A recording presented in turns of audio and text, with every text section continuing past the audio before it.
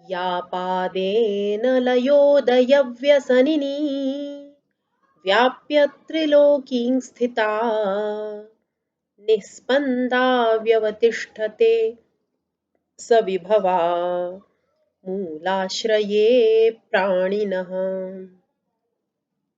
सस्पन्दा हृदयं गलास्य विवरं च व्यश्नुते नादिनी या श्रौती मयते वचोऽर्थकलनां तां देवतामाश्रये। सर्वेभ्यो नमः। अनेक दिनों के अंतराल के पश्चात आज हम पुनः पातंजल योग सूत्र के अग्रिम सूत्रों पर विचार कर रहे हैं। गत पाठ में हमने ईश्वर के स्वरूप का विस्तार से विवेचन श्रवण किया और उसमें निहित जो गूढ़ तथ्य थे, जो भाष्यकार या टीकाकार ने कहे हैं, वह हमने आपके सामने उपस्थित किए। अब यह प्रश्न होता है कि इस ईश्वर प्रणिधान से और जप आदि के माध्यम से उसकी भावना करने से क्या प्राप्त होता है। तो जो अग्रिम सूत्र है, 29 क्रमांक का जो सूत्र है, उसमें कहा ततः प्रत्यक चेतनाधिगमोप्य अंतराया भावश्च। इस जप से, इस ईश्वर प्रणिधान से क्या प्राप्त होता है, इसका उत्तर इस सूत्र में मुनि पतंजलि दे रहे हैं। कहते हैं कि इससे जीवात्मा के स्वरूप का दर्शन होता है और जो अंतराय हैं योग के, समाधि के, उनका अभाव होता है। फिर नए शब्द आए हैं, उनका विवेचन हम भाष्यकार के अनुसार जानेंगे। तो जो व्याधि इत्यादि अंतराय हैं, योग के विघ्न हैं, उनका विस्तृत विवेचन अग्रिम सूत्र में ही किया जा रहा है।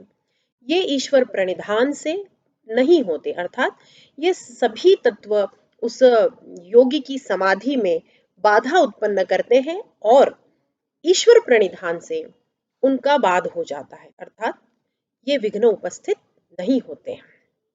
अब शब्दशः थोड़ा देखिए क्या कहा, प्रत्यक चेतन अधिगम। तो ये जो प्रत्यक चेतन शब्द है, इसका तात्पर्य क्या है। तो प्रत्यक अर्थात प्रतीपम विपरीताम दिशम अंचति गच्छति। जो विपरीत दिशा को जाने वाला पुरुष है, अर्थात जो अज्ञानी पुरुष है। देखिए, परमात्मा के दर्शन के लिए सर्वप्रथम जीवात्मा को अपने स्वरूप का ज्ञान होना आवश्यक है। पहले वह यह तो माने कि वह अज्ञान से परिपूर्ण है।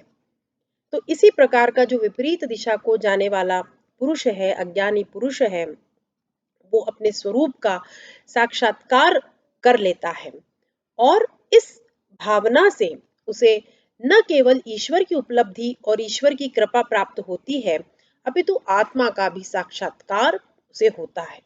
हमने गत सूत्रों में देखा कि किस प्रकार उस ईश्वर का वाचक प्रणव है और उस ओंकार के जप से यह भाव प्रकट होता है और यह उपलब्धि होती है, ऐसा इस सूत्र में मुनि पतंजलि व्यक्त करना चाहते हैं। अब एक शब्द आया, अंतराय अभाव। अंतरायों का अभाव हो जाता है। जो प्रतिबंधक तत्व है, जो बाधक तत्व है योग मार्ग में, उन सभी विघ्नों का अभाव हो जाता है। यह विघ्न है, इन्हें ही बाधाएं कहा है और व्याधि इत्यादि के नाम से इनका उल्लेख आगे के सूत्र में किया जा रहा है।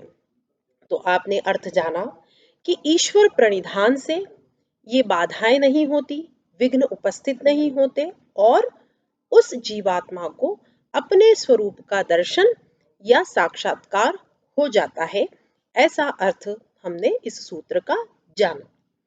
अब प्रश्न उत्पन्न होना चाहिए आपके मन में कि अंतराया, वे अंतराय या विघ्न कौन से हैं। वे ही चित्त के विक्षेप हैं। तो प्रश्न होना चाहिए उनका नाम क्या है, उनकी संख्या क्या है। तो तत्क्षण पतंजलि अग्रिम सूत्र उपस्थित करते हैं। 30वें सूत्र में कहते हैं, व्याधि स्त्यान संशय प्रमाद आलस्य अविरति भ्रांति अदर्शन भ्रांति दर्शन अलब्ध भूमिकत्वात् अनवस्थितत्वानि चित्त विक्षेपास्ते अंतरायाः। कितने हो गए? व्याधि स्त्यान संशय प्रमाद आलस्य अविरति भ्रांति दर्शन। भ्रांति दर्शन एक ही पद है। भ्रांति दर्शन अलब्ध भूमिकत्व और अनवस्थित्व। तो ये जो 9 हैं, ये अंतराय चित्त के विक्षेप हैं। इन्हें चित्त के विघ्न, समाधि के विघ्न या बाधाएं या अंतराय कहा गया है।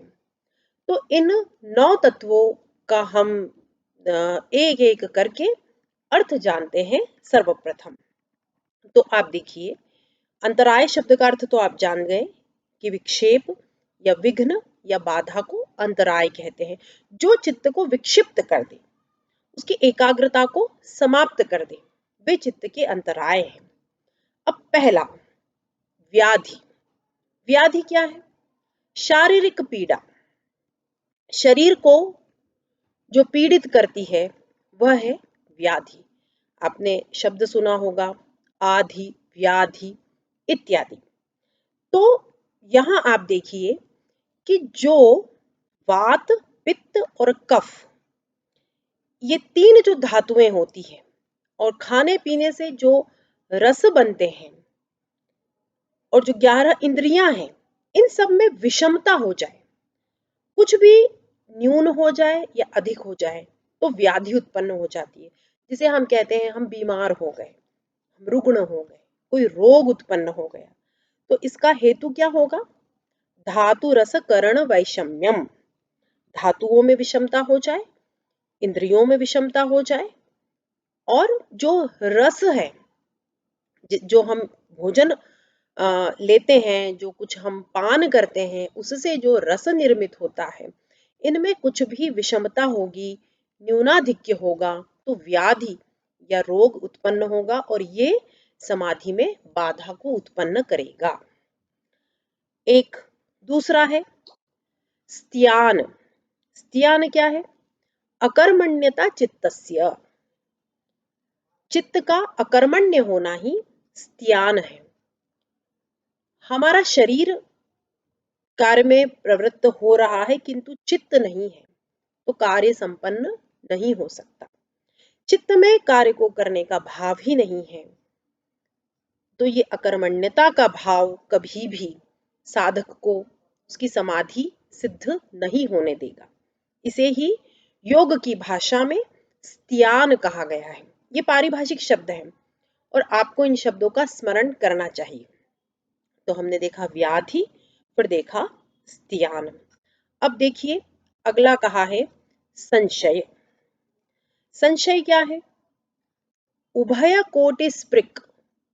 ऐसा ज्ञान जो उभय कोटि को स्पर्श करे।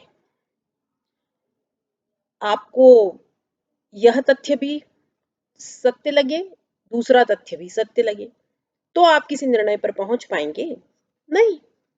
तो जो उभय कोटि वाला ज्ञान होता है वह संशयात्मक ज्ञान है, और जब तक संशय में मनुष्य रहता है उसे कोई उपलब्धि प्राप्त नहीं होती। समाधि तो बहुत दूर की बात है।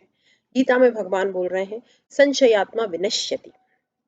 अर्जुन के हृदय में अनेक संशय विद्यमान है, तो ईश्वर उसे यह बात स्पष्ट रूप से कह दे रहे हैं कि संशय जब तक विद्यमान है तब तक कोई मुक्ति प्राप्त नहीं हो सकती, कोई ज्ञान प्राप्त नहीं हो सकता। संशय देखा आपने, व्याधि, स्त्यान, संशय। अब अगला है प्रमाद।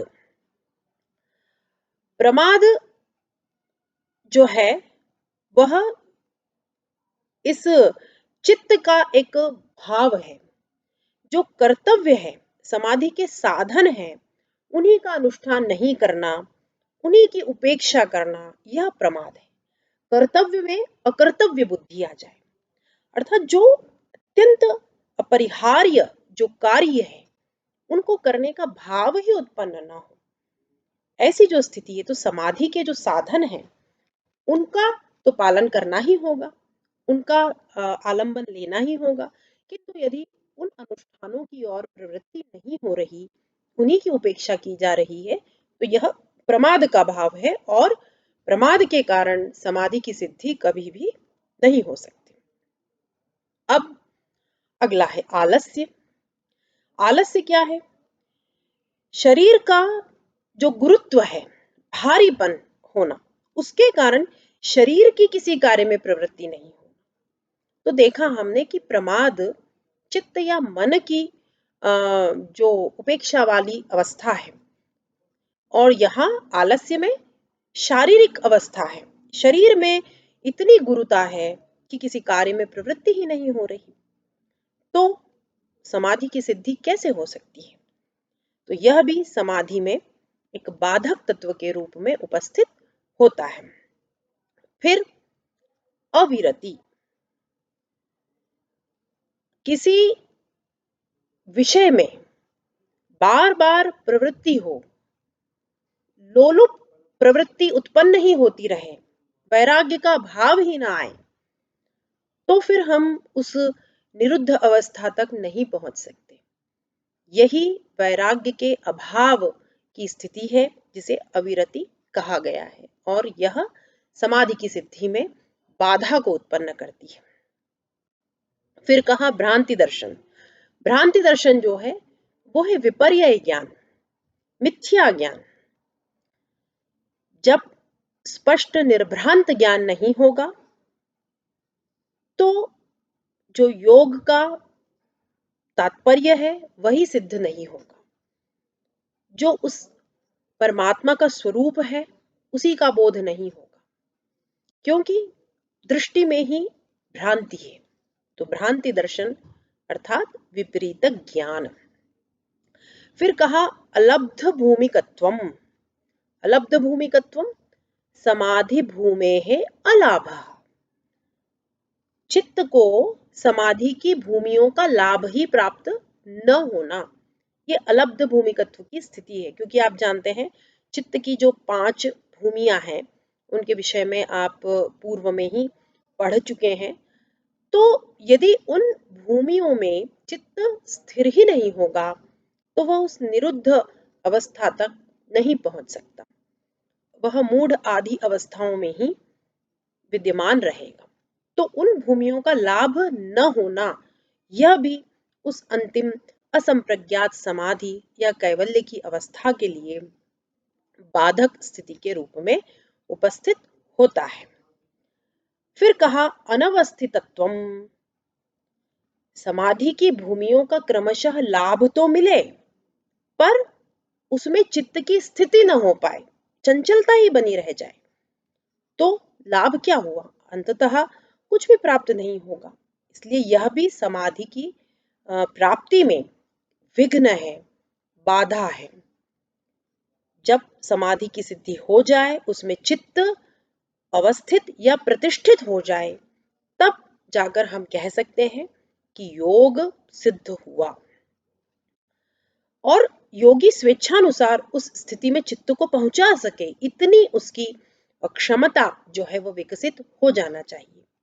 किंतु जब एक बार उस भूमि का लाभ हो जाए और उसके बाद स्वेच्छा से योगी चित्त को उस स्थिति में न ले जा सके और उस स्थिति को प्राप्त न कर सके, तो यह अनवस्थितत्व नाम का विक्षेप कहा जाता है।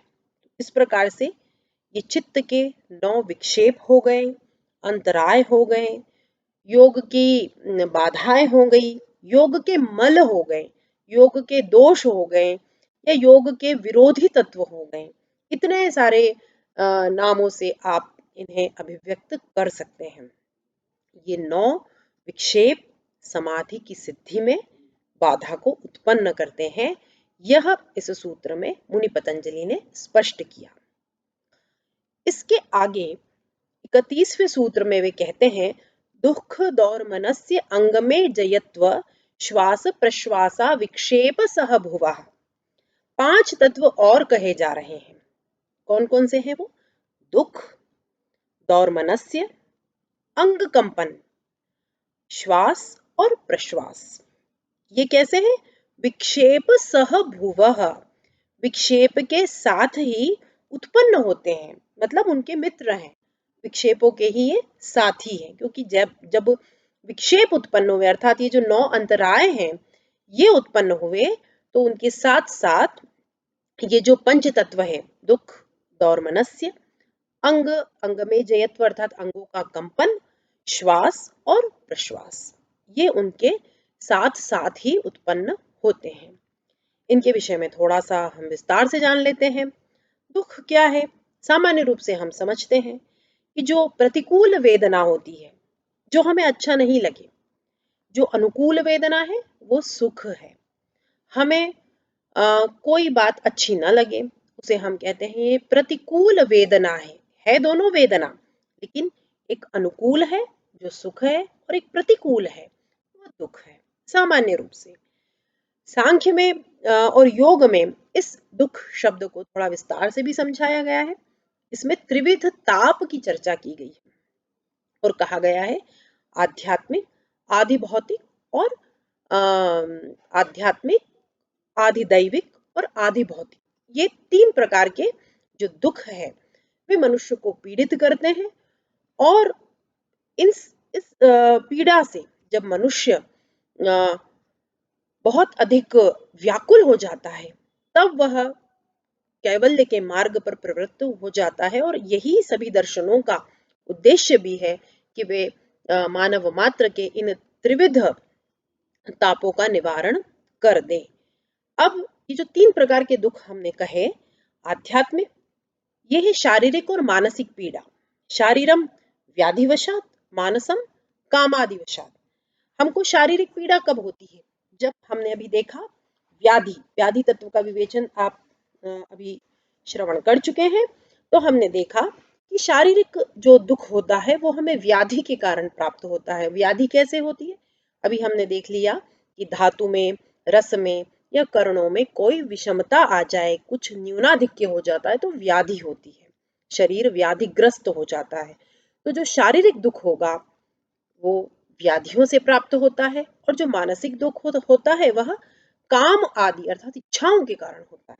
कोई चीज हम प्राप्त करना चाहते हैं, नहीं प्राप्त हो रही, हम बहुत उसके प्रति हमारा अभिनिवेश है, वो हमारा अभिलाष है, किंतु उसकी पूर्ति नहीं हो रही, तो यह जो है दुख होता है, और यह आध्यात्मिक दुख कहा जाता है। आदि भौतिक दुख क्या है? व्याघ्रादि प्राणी जनित पीड़ा, अन्य प्राणियों के द्वारा हमें कोई पीड़ा प्राप्त हो जाए। व्याघ्र ने आक्रमण कर दिया और आपको कोई पीड़ा प्राप्त हुई होगी, तो वो कैसी पीड़ा होगी या वो कैसा दुख होगा? आदि भौतिक, अन्य भूतों के कारण, अन्य प्राणियों के द्वारा जो दुख हमें प्राप्त होता है। और आधि दैविक है जो ग्रहादि जनित पीड़ा है। हम कहते हैं ना कि दैवीय कोई तत्व है जिसके कारण हम दुख को प्राप्त करते हैं, या हम कहते हैं हमारे ग्रह नक्षत्र ठीक नहीं है, न किसी प्राणी का उसमें कोई दोष है, न वो हमारा शारीरिक या मानसिक कोई दुख है, लेकिन वो हमें किसी दिव्य तत्व के द्वारा वह दुख प्राप्त हो रहा है, तो इसे हम कहते हैं आधि दैविक दुख। तो ये जो 3 प्रकार के दुख हैं, ये इन विक्षेपों के साथ, जो अभी हमने पहले पढ़े 9 विक्षेप, उनके साथ साथ ही उत्पन्न हो जाते हैं, और ये भी क्या करेंगे? समाधि की स्थिति में बाधा ही उत्पन्न करेंगे और समाधि को नष्ट करने का प्रयत्न करेंगे। फिर दुख के बाद कहा दौर्मनस्य। दौर्मनस्य क्या है? इच्छा विघाता चेतसः क्षोभः। यदि हमारी इच्छा की पूर्ति ना हो तो क्या होगा? चित्त क्षुब्ध हो जाएगा, चित्त चंचल हो जाएगा, और चित्त चंचल हुआ तो समाधि की सिद्धि नहीं होगी।